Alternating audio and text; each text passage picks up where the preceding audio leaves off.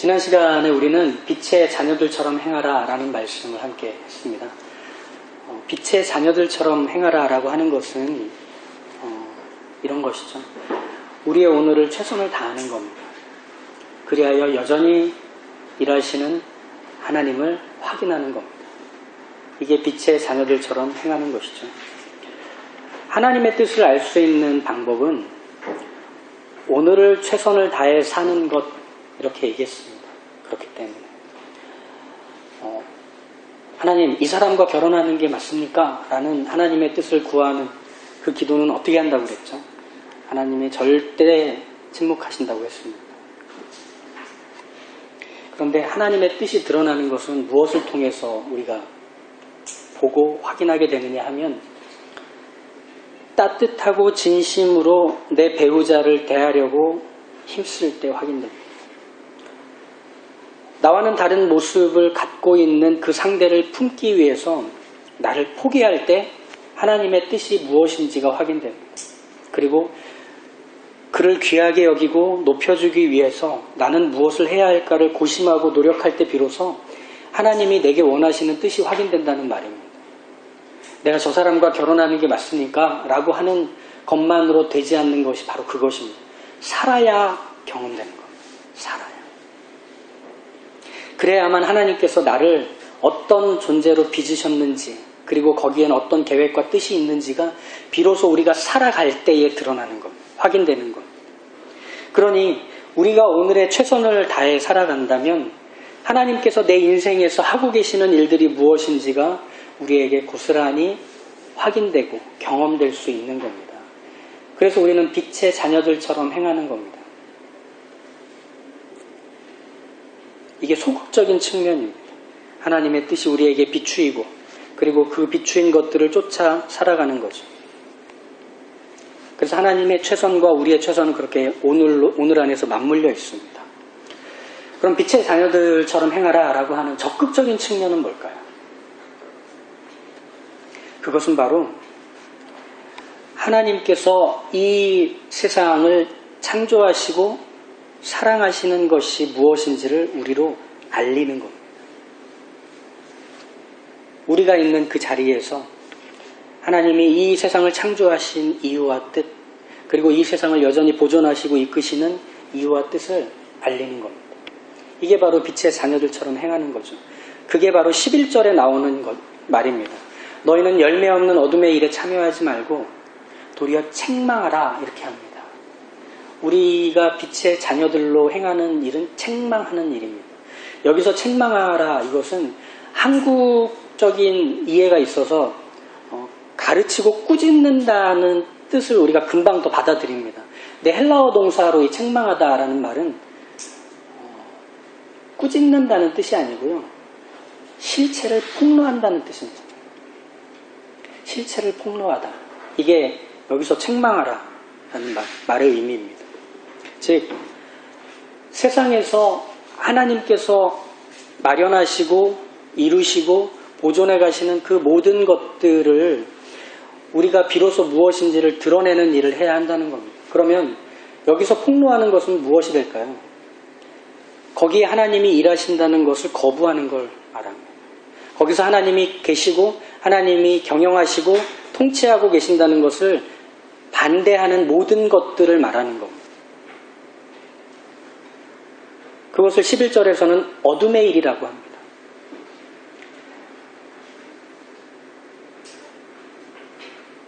어둠의 일이란 건 이런 거죠. 은밀하게 벌어지는 하나같이 부끄럽고 추악한 것들을 말합니다. 은밀하게 벌어지는 하나같이 부끄럽고 추악한 것들.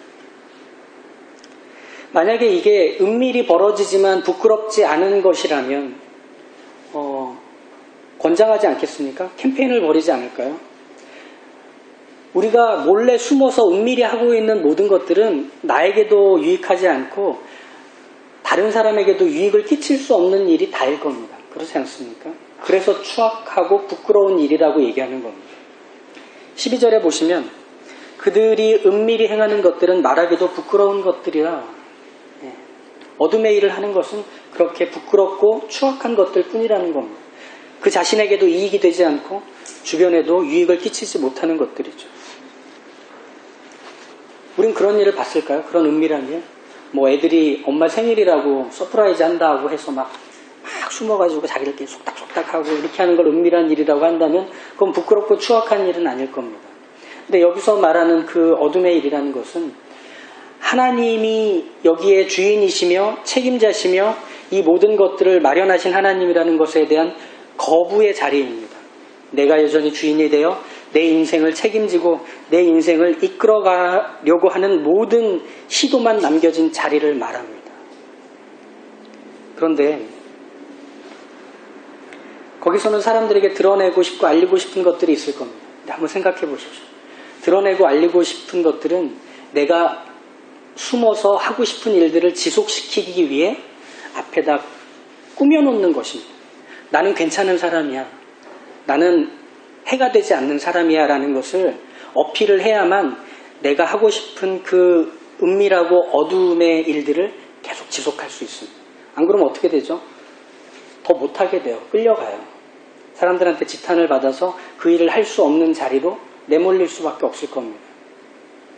그러지 않기 위해서 우리는 나는 괜찮은 사람이야.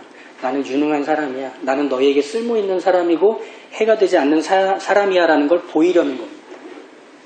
위장막을 치는 거죠. 그런데 이걸 12절에서 뭐라고 합니까? 열매 없는 일이라고 합니다.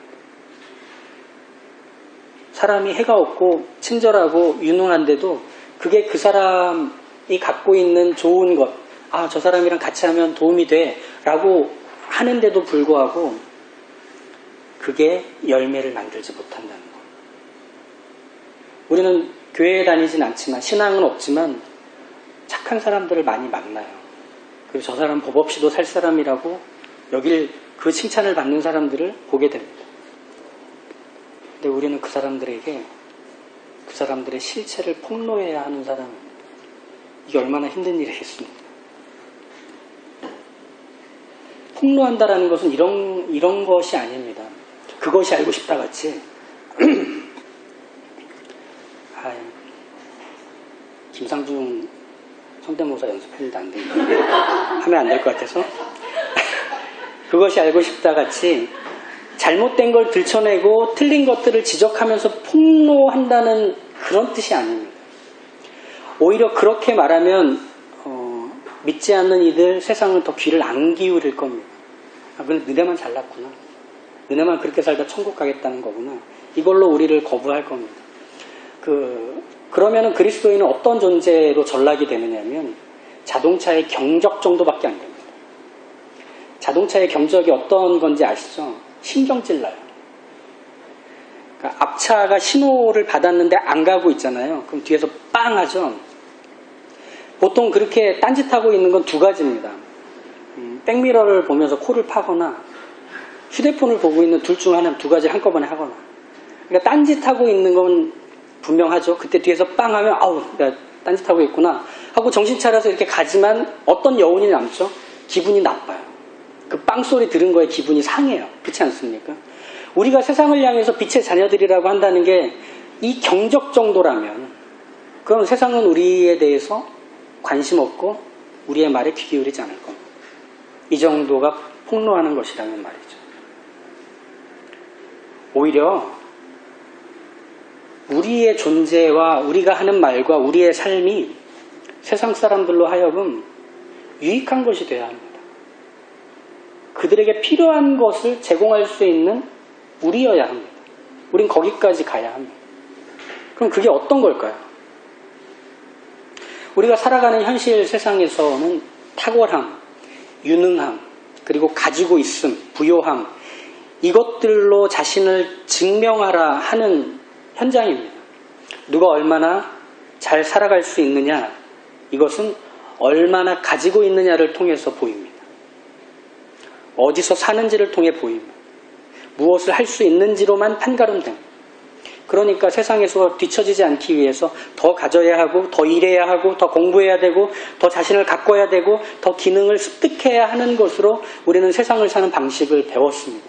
세상이 그래야만 너 우리한테 필요한 사람이야, 너 유능한 사람이야 라고 해주기 때문이죠. 그래서 내가 필요한 사람이라는 것을 입증하기 위해 그걸 증명해낼 수 있는 실력과 경력을 쌓으려고 힘씁니다. 여기에 교회도 편승했습니다. 세상에 나가서 꼬리가 되지 않고 머리가 되게 해달라는 그 간절한 기도. 수능 시험을 볼 때 하나님 아는 건 다 맞게 해주시고 모르는 건 다 찍어 맞게 해주시는 기적이 일어나게 해주십시오. 오늘입니다. 여기입니다. 근데 만약에 그게 하나님의 자녀가 하나님께 도움을 구해야 하는 내용들이라면 그러면 우리는 하나님 세상을 좀 더 잘 살게 해주십시오 라고 하는 기도 이상은 되지 못한 거예요. 세상에서 필요한 사람이 되게 해주십시오 라는 기도 이상은 되지 못하는 거예요. 세상의 정체를 폭로하는 것까지는 못하는 거예요.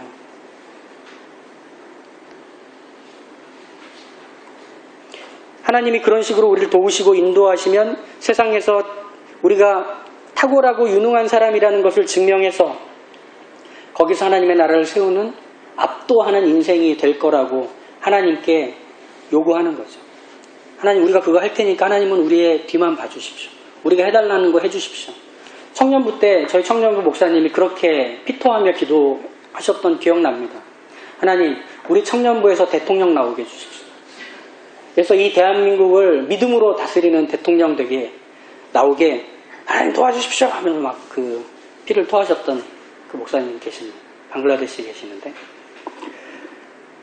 우리는 그렇게 기도했습니다. 세상이 우리를 알아주고 세상이 우리를 인정하고 그래서 세상의 머리가 돼서 하나님을 세상 앞에 복속시키는 게 우리가 빛의 자녀들처럼 행하는 거라고 알고 있었습니다. 그럼 하나님이 그걸 해주셔야만 하는 수고가 마땅히 따라오는 거겠죠. 근데 교회는 안 변했는데 세상은 변했습니다. 어떻게 변했느냐? 세상은 유능함과 탁월함으로 사람의 모든 걸 판단하는 것보다 더 가기로 했습니다. 회사에서 면접을 볼 때 몇몇 회사는 그 사람이 가지고 있는 유능함과 탁월함으로 중무장한 이력서 너머에 그 사람 자체를 보려고 하기 시작했습니다. 그래서 여러 가지 상황을 주고 거기서 어떻게 대처하는지를 보면서 그 사람이 회사에 맞는 사람인지 좋은 성품과 성향을 가지고 있는 사람인지를 보기로 한 겁니다. 유능하고 실무 경험이 있는 사람을 뽑아서 썼는데 오히려 회사 분위기를 망치고 팀워크를 해치는 것들을 봤기 때문이죠. 그러다 보니 사회에서도 이제는 회사에서도 이제는 실력만으로 사람을 판단하지 않아야 되겠구나 이런 이해가 생긴 겁니다. 즉 탁월함과 유능함으로 살아남는 현장에서 그 탁월함과 유능함을 성품으로 다룰 줄 아는 사람이 우리에게 필요한 인재다 이런 인식이 생긴 겁니다. 세상이 바뀐 거예요. 근데 교회는 아직 그 탁월함을 달라고 기도합니다. 유능함을 달라고 기도합니다. 근데 또 이제 여기서 마음이 또 아픈 건 뭐냐? 유능함과 탁월함을 달라고 기도하는 게 아니구나 라고 해서 어디로 갔느냐면 좋은 성품을 달라고 기도하는 데로 갔습니다. 교회도 유행을 따라가는 거죠. 하나님 좋은 성품을 갖게 해주십시오. 그래서 이 좋은 성품으로 사람들에게 선한 영향력을 미치고 그 사람들이 나의 이 인품으로 변화되게 해주십시오. 그리스도의 향기가 나의 말과 표정으로 상상상상 이렇게 흘러나오는 향기로운 인생 인격되게 해주십시오. 이렇게 우리 기도하기 시작했습니다. 그게 세련된 기도가 됐고 그게 우리 시대의 트렌드에 맞는 하나님께 대한 간구가 된 것 같습니다. 그런데 문제는 뭐냐면 그게 세상에 맨 얼굴을 폭로시켜주지 못한다는 거예요. 세상도 좋은 사람 좋아해요. 세상도 유능한 사람 좋아해요. 필요로 해요. 우리가 빛의 자녀들처럼 행한다고 할 때 세상의 민낯을 폭로할 수 있는 것은 단 한 가지입니다. 하나님이 우리의 주인이라는 사실 앞에서 내가 말하는 것과 행동하는 것과 일하는 것과 삶의 모든 하루와 하루를 채워가는 그것이 나의 주인이신 하나님을 기쁘시게 할 걸 고민하는 것. 이게 세상의 민낯을 폭로하는 유일한 방법입니다. 그들은 주인이 있지만 주인을 인정하지 않고 나는 주인이 있지만 그 주인이 있음을 알아 주인을 의식하며 산다는 걸 우리가 보여줘야만 하는 것. 내 인격의 고삐를, 내 기능과 실력의 고삐를 하나님이 잡고 계신다는 걸 알면서 그 하나님이 원하시는 대로, 하나님이 기뻐하시는 대로 살아가는 것. 이게 바로 세상과의 구별 아니겠습니까? 나는 주인이 있습니다. 사실 우리는 내 인생의 주인이 하나님이 아니셨던 때가 있습니다. 다 있습니다. 그런데 하나님이 내 인생의 주인이 아니었던 때는 없습니다. 우리가 인정하지 않았을 뿐입니다. 세상도 마찬가지입니다. 하나님이 세상의 주인이 아니셨던 적은 한 번도 없습니다. 세상과 죄인이 거부했을 따름입니다. 거기에 우리가 가는 겁니다. 하나님이 왜 이런 것들을 만들어 놓으셨을까? 왜 하나님이 이런 것들을 작동하시며 이끌어 가시는데 늘 책임자가 되시고 관리자가 되시고 주체가 되셔서 행하실까? 하나님은 어떤 뜻이 있으시는 걸까? 이것들을 세상에 소개시켜줘야만 하는 겁니다. 마냥 유능함으로, 마냥 친절함으로, 마냥 인격적인 성숙함으로 세상을 채울 수 있다고 생각하는 것은 인격이 하나님이 되게 하는 겁니다. 유능함이 하나님이 되게 하는 겁니다. 그것으로 세상이 감명받을지 몰라도 변화되진 않습니다. 열매 없는 것을 계속할 뿐입니다.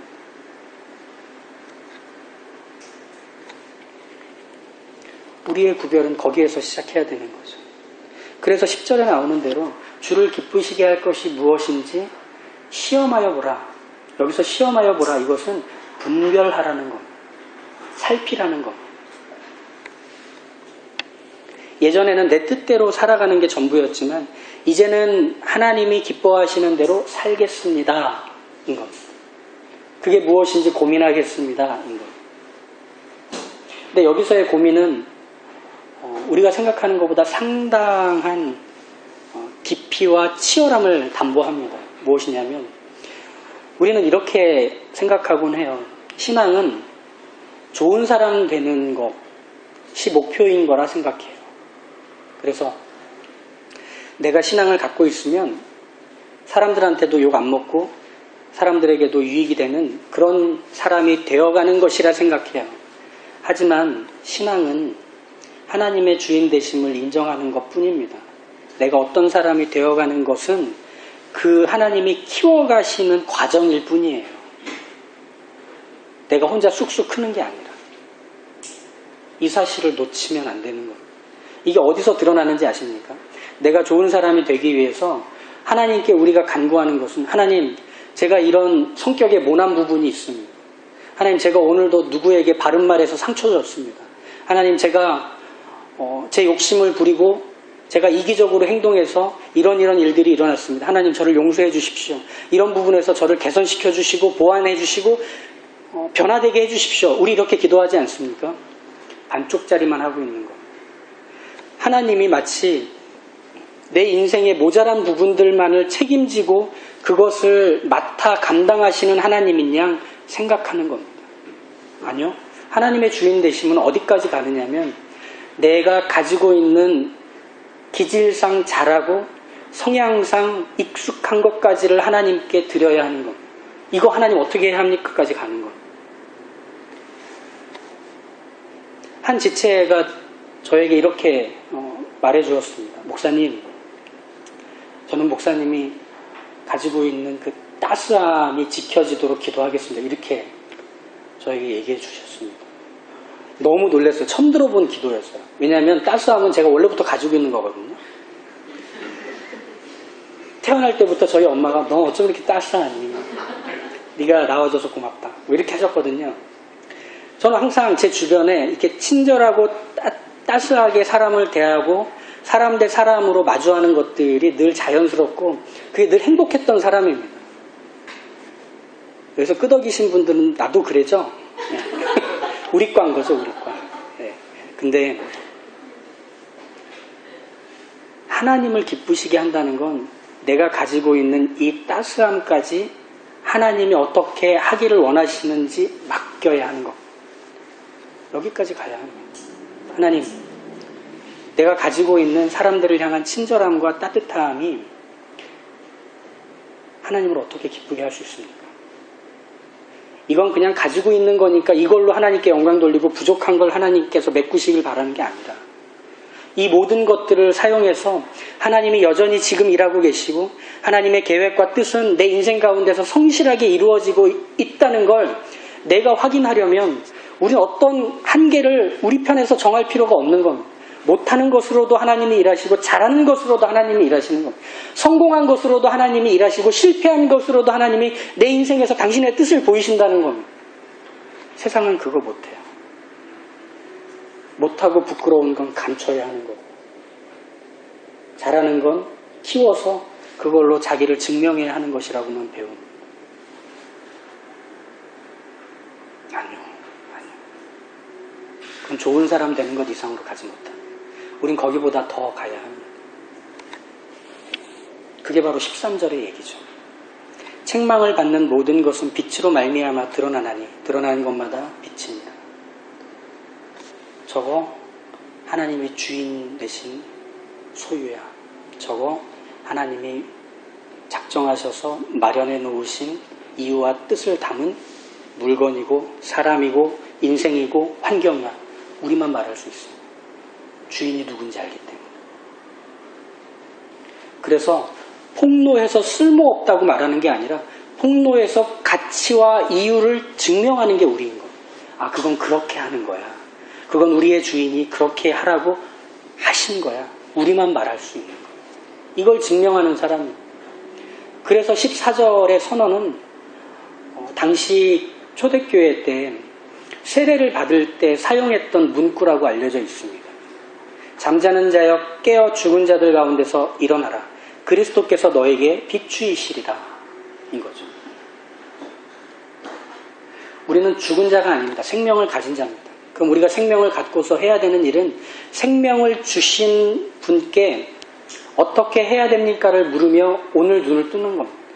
그리고 그분이 우리에게 바라시는 것들을 죽은 자들을 살리는 것으로 나타내야 합니다. 그들은 죽어있기에 생명을 일으킬 수 없습니다. 그럼 우린 자고 있으니 일어나면 됩니다.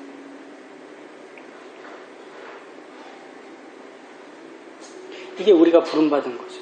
그래서 우리는 태양은 아닙니다. 하지만 우리는 태양빛을 비추이는 거울은 될 수 있습니다. 그래서 그 어둠의 자리를 비추고 그 죽어가는 자리를 비추고 그리고 소망이 없는 것, 생명이 없는 것을 비춰서 이것이 내 힘으로 되지 않는다는 걸 인정하고 시인하게 그들의 민낯을 폭로한 후에 생명이 그곳으로 흘러들어가고 있음을 알려주는 사람이어야 합니다. 야, 네가 있으면 불편해 정도가 아니라 네가 있어서 고마워까지 가야 한다는 거. 야, 넌 어떻게 여기까지 나를 생각하니? 그 친절함과 그 긍휼을 나누신 게 나도 하나님께로부터 경험한 거거든. 하나님은 그 친절의 원천이시거든. 이걸 보일 수 있는 거예요. 그래서 우리에게 가야 할 길은 많은 사람이 가는 길은 아닙니다. 다수의 환대를 받는 길은 아닐 수 있어요. 그러나 필요한 길입니다.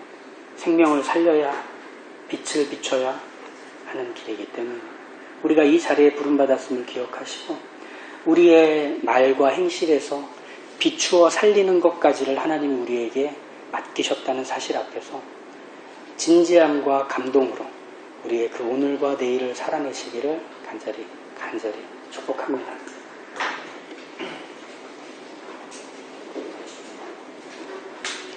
이 시간 같이 기도하실 때 오늘 주신 이 하나님의 말씀을 가지고 하나님,